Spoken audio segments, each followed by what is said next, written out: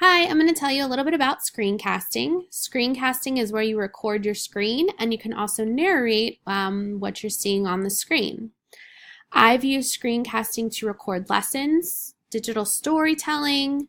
You can use it for a flipped classroom, or you could also have your students use it and record their answers so they can give you a verbal response instead of just a written response. A few tips for recording. Make sure you size what you want to record. There's a nice box, as you can see on the screen. You can record part of your screen, or you can record the whole thing. Just be mindful about what tabs you have open and what is on the screen in your background. And while you record, you want to talk just as you are having a normal conversation at a normal speed, and you want to talk clearly so that way your students can understand.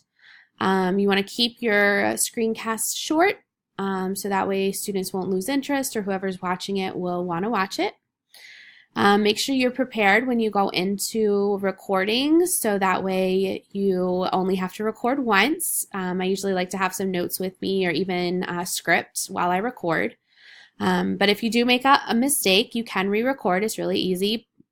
Make sure you stay on topic while you're recording, and make sure you share your video when you're finished.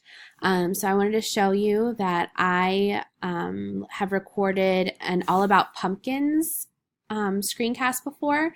So this I shared with my students. I have one of my Google Slides up, and so I hit present in order to record at a full screen.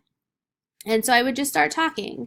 I would tell my students all about pumpkins, give them a title, and then I would go ahead and start narrating the slide. So what is a pumpkin? It's a large, round, orange-yellow fruit with a thick rind. It has edible flesh and many seeds. You find them in the fall.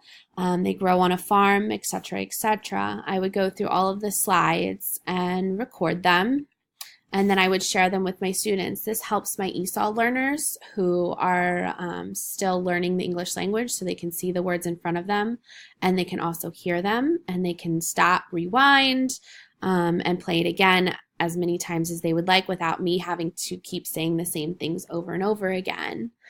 You can also use screencasting to have students record their responses. So say you gave them a math problem. So I'm going to use the example 2 plus 2. They could draw whatever they were doing, and they could narrate their response. So 2 plus 2 equals 4.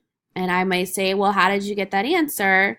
And they could show me a picture of them solving the problem, and they could talk it out like, oh, I thought, okay, I need to start with the 2, and then I need to add 2 more, and then I counted them together. So it could just be a quick answer to check for understanding, and then students could share the links with you. This also works with a flipped classroom. So say the students are home in hospital, or they missed a lesson. They could play back what you spoke about on whatever you were teaching that day. And it stays for time. So if you wanted to show the same thing next year, you already have it recorded, and you don't have to worry about planning the lesson again. You could use these certain parts of it. And the last thing is flipped classroom. So if you wanted your students to learn at home, you could record a video of your screen. You could narrate a Google Slides or a website. You could give a demonstration for them to be able to listen at home and then be able to come to class prepared. So if you have any questions about digital storytelling, it's really simple. You just press record, and then once you're done, you can press stop, and you'll share it either with a file or with a YouTube link. If you have any questions, feel free to ask. It's a really great tool to use.